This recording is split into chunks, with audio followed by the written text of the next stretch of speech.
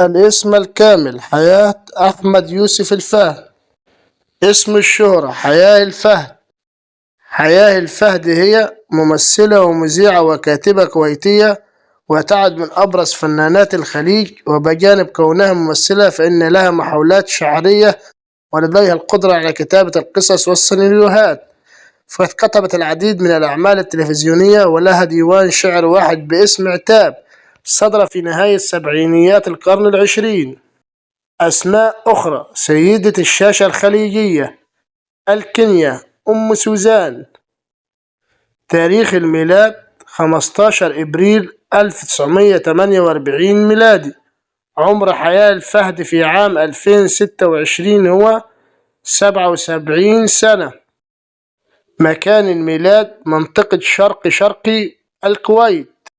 الجنسية: تحمل الجنسية الكويتية. الديانة: مسلمة سنية. الحالة الاجتماعية: متزوجة. الأولاد: سوزان. المهنة: التمثيل، الكتابة والتأليف. سنوات النشاط: منذ عام 1962 حتى الآن. حقيقة وفاة الفنانة الكويتية حياة الفهد: قال خالد الراشي محامي الفنانة القديرة حياة الفهد: خبر وفاة أم سوزان إشاعة، الله لا يسامح لنكل هالخبر.